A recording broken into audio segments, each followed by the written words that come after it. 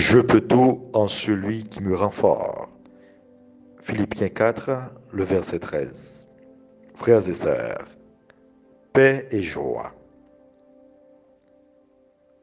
Les textes soumis à notre méditation en ce 14e dimanche du temps ordinaire veulent nous aider à accepter humblement et avec confiance nos fragilités.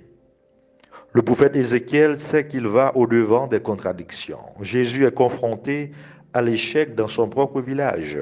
Et Paul raconte comment il a été humilié d'une écharde dans sa chair. Alors que dimanche dernier, dans la méditation, Jésus était émerveillé devant la foi de la foule qui le suivait, devant celle de la femme hémorroïste et surtout devant la foi de Jaïr. Aujourd'hui, Jésus est confronté à une absence de foi dans son village. Les gens, bien que curieux, se faisaient déjà une idée de lui par rapport à son origine, ses parents, son métier. Qu'est-ce que la parole de Dieu veut nous dire en ce jour? Quelles leçons devons-nous tirer pour notre vie quotidienne? Comment nous ouvrir à la foi au Christ? Lui seul peut nous donner accès au salut. Frères et sœurs, l'évangile d'aujourd'hui nous invite à méditer sur l'autosuffisance, les a priori. Nous avons souvent tendance à nous établir comme juges de nos frères et sœurs, et notre façon de les voir est souvent inchangeable. Il est facile de mettre une étiquette sur les autres, de les mettre dans un panier. Justement, c'est ce qui est arrivé à Jésus. Il a essuyé un échec, il a connu la déception de sa vie par le rejet des gens de son village. Qui plus est, sous quel prétexte? Jésus, pour ses proches, n'est rien que le charpentier, le fils de Marie, et le frère de Jacques, de José, de Jude et de Simon. Et voilà que d'un seul coup, le menuisier du village quitte son métier et sa famille pour se mettre à prêcher par monts et vallées. Il ne pouvait comprendre le mystère qui était à l'œuvre en Jésus et qui est à l'œuvre en chacun, en chacune de nous. Il est donc très commun chez nous de répondre à la question, connaissez-vous cette personne? Oui, je le connais, mais c'est faux. On ne connaît jamais pleinement une personne humaine. Elle est toujours pour une part un mystère qui nous dépasse. Tout homme est une histoire sacrée. L'homme est à l'image de Dieu. Il y a toujours quelque chose à découvrir.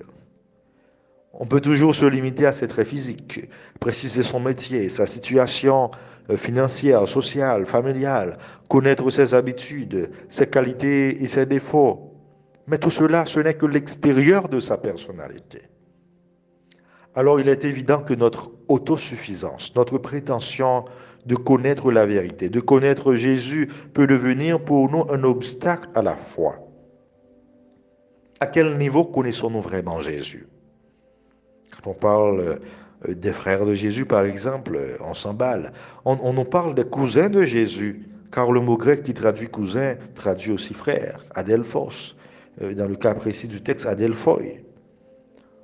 On a été au catéchisme, on lit les évangiles, on va à la messe, et on connaît les principaux épisodes de la vie de Jésus, on le prie. Donc, pouvons-nous dire vraiment que nous connaissons Jésus? Est-ce que vraiment nous l'avons rencontré?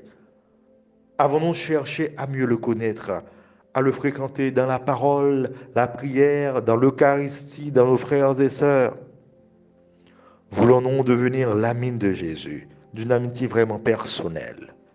La rencontre avec Jésus, c'est toujours l'émerveillement d'un amour toujours nouveau, toujours neuf. Qui est Jésus pour moi? Quelle est sa place dans ma vie? Jésus est celui qui nous soutient et qui nous dit, ma grâce te suffit, car ma puissance donne toute sa mesure dans la faiblesse. Nous voulons bien qu'il fasse en nous sa demeure. Ne nous inquiétons pas de ce que l'on pourrait dire contre nous. Acceptons de grand cœur pour le Christ, à l'instar de Paul, les faiblesses, les insultes, les contraintes, les persécutions et les situations angoissantes. Car lorsque nous sommes faibles, avec lui, c'est alors que nous sommes forts. Frères et sœurs, demandons au Seigneur de venir nous assister dans ces moments difficiles que nous vivons. Prions-le pour les mal-aimés, les opprimés, les victimes de la guerre, de la violence, des gangs armés, de l'insécurité alimentaire et de la misère. Que le Seigneur mette sa force dans nos faiblesses. Car avec lui, lorsque nous sommes faibles, c'est alors que nous sommes forts. Ainsi, nous pourrons tout en celui qui nous donne la force. Amen.